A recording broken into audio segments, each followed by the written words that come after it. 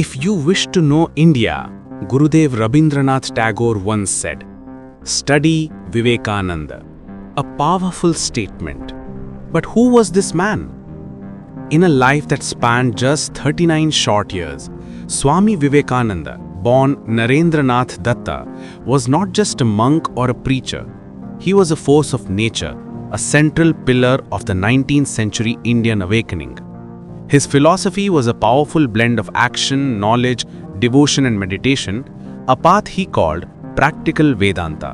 He was born in Calcutta in 1863 into a prominent family.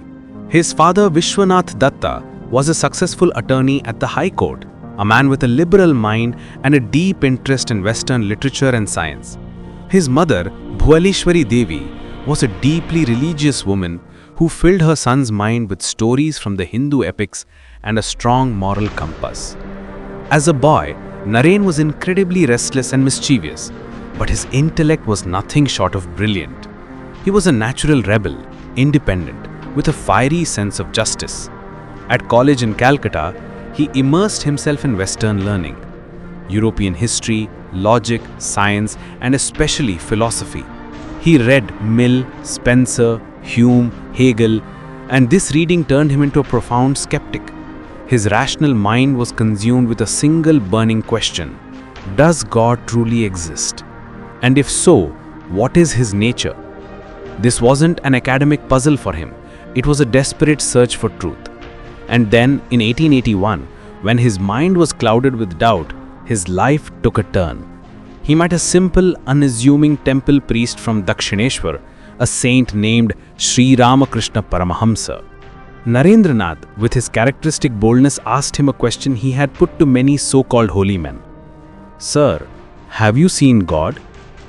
Without a moment's hesitation, Sri Ramakrishna replied, "Yes, I have. I see him just as I see you here, only in a much more intense way." Narendranath was stunned. His logical mind wanted to dismiss the claim, but the sheer force of Ramakrishna's experience, his childlike simplicity and divine intensity, kept drawing him back to Dakshineshwar again and again. For the next 5 years, through rigorous testing and immense love, the master molded the disciple. He made Naren realize the highest truth of Vedanta, the oneness of the individual soul and the universal spirit. He was not just preparing a spiritual heir, he was forging a leader for all of humanity. When Sri Ramakrishna passed away in 1886, Narendranath and his brother disciples took the formal vows of monkhood. He shed the name Narendranath Dutta and became Swami Vivekananda, one who finds bliss in true discernment. But his education wasn't over. To truly understand the soul of his country, he decided to walk its length and breadth. From 1888 to 1892, he traveled across India as a parivrajaka, a wandering monk, with nothing but a staff and a begging bowl. This journey was his real university. He lived with princes in their palaces and with the poorest of the poor in their huts, and what he saw broke his heart. He saw firsthand the crushing poverty, the crippling ignorance, the deep-seated superstitions that held his people captive. He realized then, with a profound ache, that to speak of religion to a starving man was nothing short of an insult. His long journey ended in December of 1892, at the southernmost tip of India, Kanyakumari.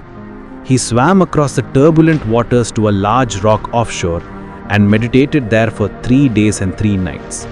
In that deep, silent communion, his life's mission became crystal clear. He understood 3 things. First, India's downfall wasn't due to its religion or philosophy, but the lack of education and self-confidence among its people. Second, the rich and the powerful had a duty to come forward to uplift the masses. And third, he must go to the West. He would offer India's spiritual wisdom in exchange for their wealth and technical knowledge, all for the sake of his people. And it was the Maharaja of Khetri, Ajit Singh, who gave him the name Swami Vivekananda and helped fund this journey to a foreign land. On the 11th of September 1893, a lone unknown Hindu monk stood before the Parliament of the Worlds of Religions in Chicago. Initially he was ignored, an oddity in his saffron robes. But when his turn came to speak, He walked to the podium and addressed the massive audience not with a formal greeting, but with 5 simple words that came straight from his heart.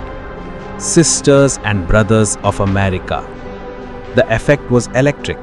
For 2 full minutes, the entire hall was on its feet, a thunderous applause filling the air.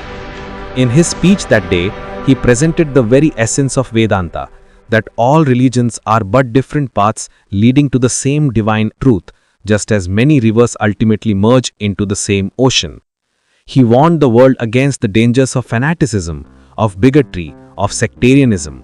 And overnight, Swami Vivekananda became a global figure. The West began to see Hinduism not as a collection of quaint superstitions, but as a profound, universal philosophy.